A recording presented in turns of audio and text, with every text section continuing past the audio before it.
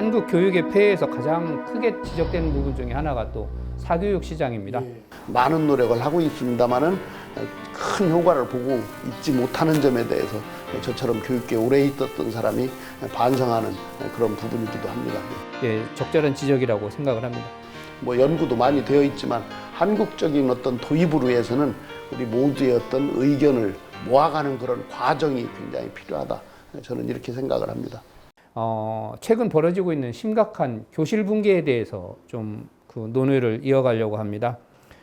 최근에 급격하게 심각해지고 있는 그 교육 현장에서의 교실 붕괴, 이 학교 붕괴의 원인이 어디에 있는지 또는 누구에게 있는지에 대한 갑론을박이 상당히 심각하게 이루어지고 있습니다.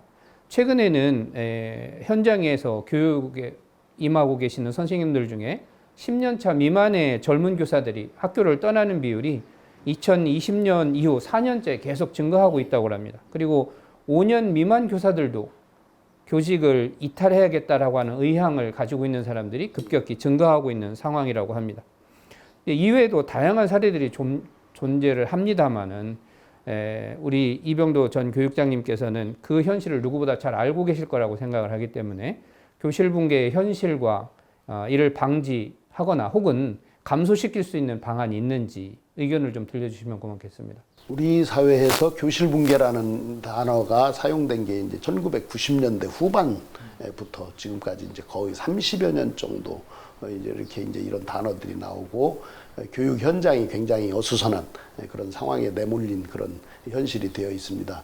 여러 가지 원인이 있을 수가 있겠습니다. 아까 우리가 얘기했던 여러 가지 입시제도로부터 시작되는, 그리고 또 우리가 교육의 목표가 전인적인 아이들의 어떤 성장 발달을 돕는 측면이라기보다는 입시 경쟁에서 어떤 아이가 성공할 것이냐를 구별해내는 그런 교육 체제를 갖고 있다 보니까 그렇지 못한 아이들을 중심으로 이루어지는 어떤 학교 거부 내지는 학교에 집착하지 않는 다양한 형태들이 저는 이쪽 저쪽에서 이런 긍정적이지 않은 그런 형태로 나타난다라고 생각을 하고 있고, 또 하나는 이제 우리 부모님들이 과거에 다자녀를 두었던 그런 시대에서 이제 한 자녀 내지는 두 자녀 정도까지밖에 두지 않는 이런 세대로 오다 보니까 그런 시기에 우리 부모님들이 아이들에게 쏟고 있는 어떤 관심 내지 열정이 또 굉장히 과도하다 보니까 그런 현상이 난다고 볼 수도 있겠고, 우리 내부적으로도 보면은 우리가 이제 교육이라는 걸 하고 있는 우리 교육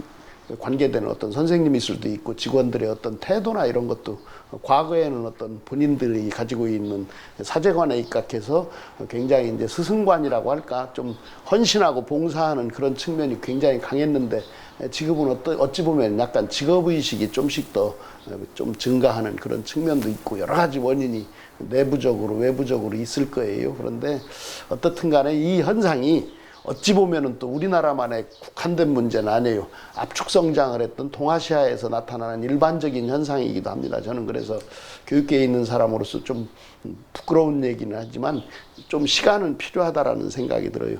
교육을 통해서 입신양면하려는 사회적 어떤 지위를 격상시키려는 부모님 세대의 요구가 조금은 줄여야 될 그런 필요가 있다라는 생각을 하고, 어떻든 간에 학교 내에서 이루어지는 다양한 교육 활동을 대부분의 아이들에게 맞는 맞춤형 교육으로 저는 가야 해결된다라고 봐요.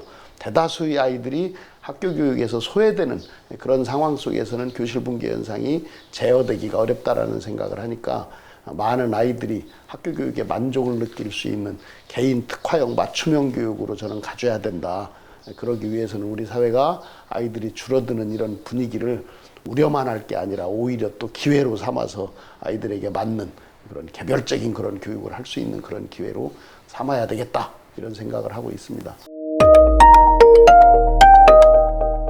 언제나 새로운 즐거움 MTV